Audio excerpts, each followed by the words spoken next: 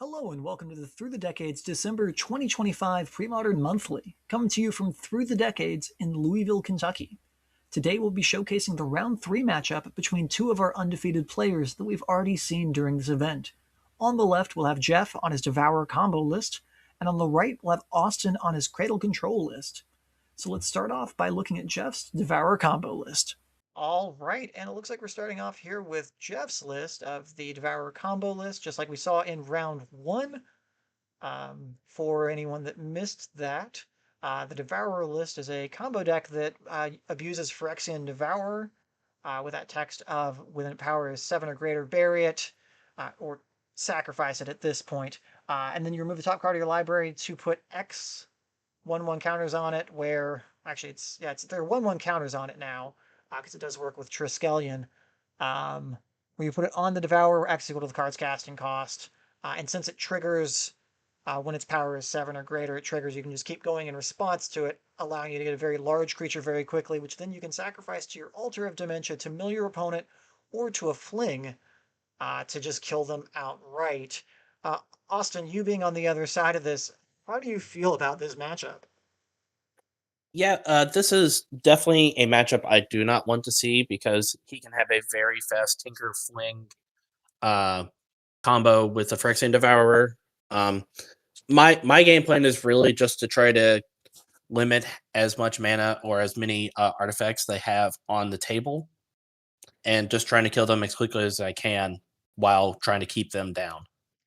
Yeah, it is unfortunate for you that you don't have a lot of disruption, which we'll look here at your list here in just a moment here. But at least pre-board, I do not think this is a very good matchup for you. And it sounds like you agree with me.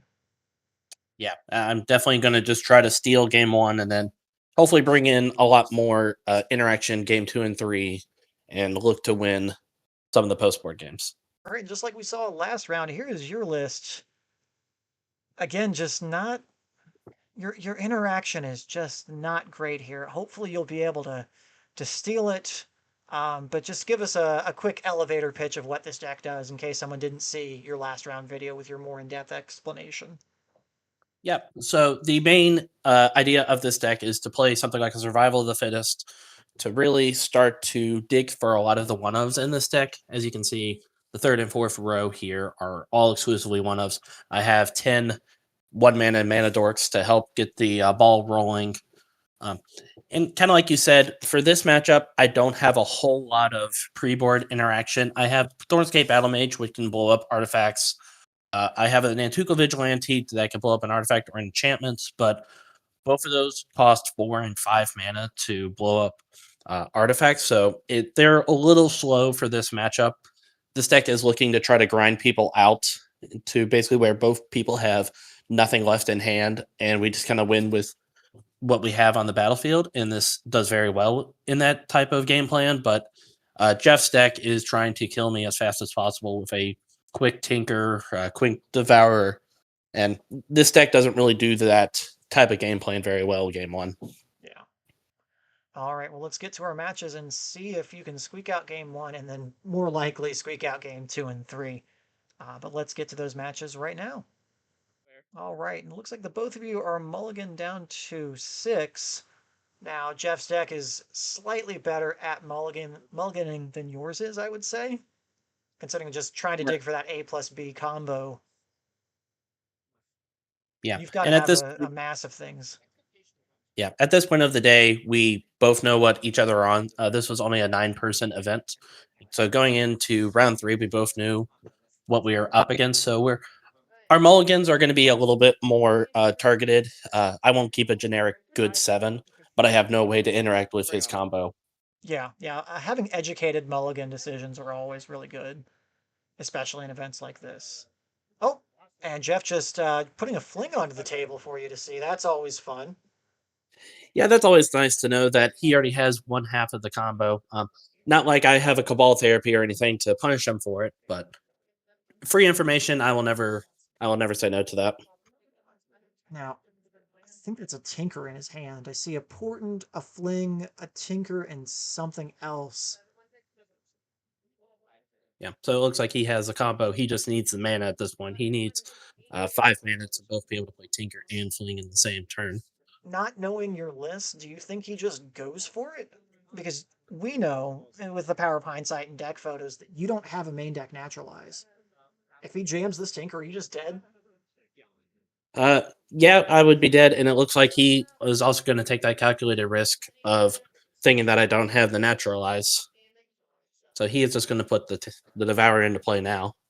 And like I said, I know that he has the Fling, he has the requisite mana, so he's definitely putting me under the gun right off the bat to stop him. Now I see you draw that Thornscape Battle Mage, which you are just a red mana shy of being able to use. That would have been a Yeah. wonderful, wonderful pickup there. Yeah. So if I was on the play, I may have been able to get to that point, but with Yeah. me being on the draw and him just immediately putting me to the test, I may just be one turn too short Yeah. on Also, being able to. Yep. I misspoke there. You needed the white mana there. The red mana doing 2 damage doesn't do much against Yep. against the Devourer. But that white mana would have Yep. been real good. But yeah, there we go. Just the old turn 2 or turn 3, excuse me, on the play. You not getting to see much. But it looks like you're going to bring in some cards, and let's take a look at our sideboards here and see exactly what we are bringing in. All right, and here's Jeff's list again out of the sideboard. Let's see here. I could probably see him bringing in Pyroclasm, a Naturalize. The Tormod's Crypt is probably not too bad. Maybe the Rushing Rivers if he's afraid of any sticky threats. Yeah. I don't think he would bring in too much. The biggest thing that I see in his main deck that he wants to get out is the defense grids. Yes, They those don't cards are have a awful. whole lot of. Yeah, it's like if I bring in naturalizes, that's about the only thing that the defense grid would stop. So I going into this, I knew all those defense grids were going to be out. So I think he would bring in the Tormod's Crypt, the naturalize, the Pyroclasm, and probably the Rushing River, kind of like you were saying, just if there's anything sticky that he could bounce that on my And I, side. and I think you just bring in the one Rushing River. I don't think he needs the second one. He could trim, like he did in the round 1 match against me, he did trim a Chromatic Sphere also for the Rushing River, but I think leaving a density of artifacts to be able to tinker out is pretty good. Plus, having the green mana to be able to cast Naturalize or Sylvan Library is more valuable than the second Rushing River. Yeah, I would agree with that assessment. All right, and here we've got your list up again. Let's talk about what you think you're going to be bringing in and cutting against this Devourer combo list. Yeah, so I have quite a few cards I would want to bring in this type of matchup. The second Nantuko Vigilante, the Utabi Orangutan, and the Goblin Tinker are all silver bullets that I want in this type of matchup. Um, I'm possibly also going to bring in the Winter Orb and the Tangle Wires just to help slow down his mana and keep him off kilter long enough that I can execute some of my game plans going into this post board games. Those do seem like serviceable options. I don't love that we know he has Mind Stone and the blue artifact from Sky Diamond, excuse me. So I don't love that for you because that sort of lets him clutter up his board to help prevent the Tangle Wire and the Winter Orb being as backbreaking as it can be. But you've got to take the inches where you can. Obviously, cards like Wall of Blossoms, Sky Shroud Poacher, Kesa, Genesis, Masticore, those all seem pretty poor. And I Yeah. think the thing that makes me worry for this for you is your Vigilante, your Orangutan, and your Goblin Tinker are all kind of sorcery speed answers. I know the Tinker is better when it's active, but even that isn't an answer the turn you want to play it. So you have to have that survive for an entire turn before you can use it. So not having a strict naturalize or just a straight artifact destruction spell could be a little rough for you. But we we do what we can with what we have, so still Yep. not looking too great for you post board, to be completely honest. I agree. This is not a matchup that I wanted to see going into today, but No. that's the magic of pre-modern. It's a very much a rock paper scissors. It looks like I am a rock and I'm playing against paper right now, so I have to do what I can. Yes. And let's see if you can do what you can do when we get to the next game right now. All right, looks like we are getting ready to keep some hands. Jeff has mulled to 5, and you've mulled to 6, so this is a good start for you at least. Landbird, Yep. seeing your opponent go down to 5 has at least got to feel good.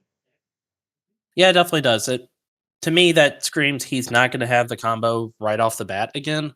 So I may be able to take a little bit of time, but I definitely can't dilly dally around. I still have to find a bunch of disruption pieces for his game plan. Yes.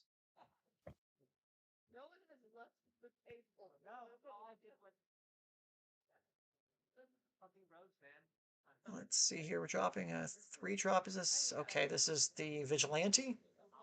Yep. So we're just going to get the Nantuko Vigilante right off the bat. So now, game one, if you remember, he played the Devourer out without having the Tinker or the Alter or the Fling ready to go. So this plan stops that, where he can't just play it and pass.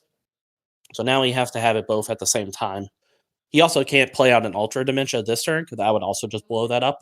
Yeah. So it definitely restricts him to what plays he's able to make. So looking at his hand, I think I saw a Fling, a Sky Diamond, I believe a Portent, and a Mind Stone. Yeah, there's a Mind Stone.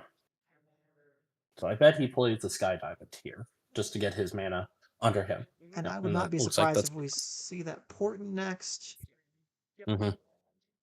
And just a Tinker on So top. there's a Tinker. It looked like an Alter as well. So Yes. looks like he's going to have. He has both pieces that he needs on top.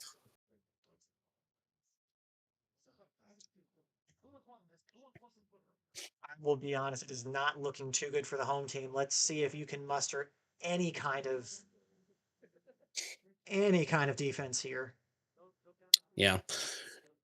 It plays very well around this Vigilante because he's able to tinker up a Devourer. And if he has something in hand, it just I don't have a time to flip over this Nintuko Vigilante and have it do what I need it to do. Yeah. Yeah, it's also unfortunate. He's got 3 artifacts on the table already. So you can't even flip the Vigilante to try and keep him off a Tinker target, basically. Yeah. Okay. So this play from me, I play a survival. I still have enough mana to flip over a Vigilante. Since I have 2 creatures, the guy's Cradle will tap for 2 green to flip Vigilante if I need to. And I can also start grabbing some of those other silver bullets, like the Thornscape Battle Mage. It's now a live grab. I can grab with Survival of the Fittest. I can tap the birds for the white that I need to blow up an artifact. But it looks like he has the Tinker and Fling, so he just shows it to me, and I'm like, yep. Okay, I also had a Thornscape in hand, so I had a lot of ways to interact with him, but none of them none of them lined up very well against what Jeff had. Yeah. So that is the very much the power of this deck is that sometimes you can just multiply and still turn 3 with your opponent having a couple pieces of artifact hate. And it's just a very good deck that way. Yes. Yeah, sometimes when you play this deck, you just draw all of your A or all of your B and not it combined. So it is not an insane deck to say the least, but it does have its days where sometimes you just draw hot, sometimes you just have the turn 3 2 games in a row, and your opponent just looks at you and goes, "Cool, well, this is what we've got." And it looks like you just brought in the artifact hate creatures, so no. Yep. I didn't bring in the Winter Orb for the Tanglewire. The Tanglewire would have been good in that matchup. It would have kept him down for a little bit. The Winter Orb actually wouldn't have been very good in that spot because he had 3 mana rocks to go with it. But kind of like we were saying, it's sometimes this deck hums like we see here, and sometimes it sputters around and doesn't look very good. But also, it looks like he left in the defense grids. I see a pair of chromatic spheres and a pair of altar of dementias were the cuts. So interesting. a little So bit I of a guess swing and a miss from us. Yeah, I guess he was thinking that I had naturalized when I did not. I just had the creatures do the artifact killing for me. Yeah. All right. Well, with that, we'll wrap up here, and we'll be back with the last round from the December 2025 Premodern Monthly and Through the Decades in Louisville, Kentucky.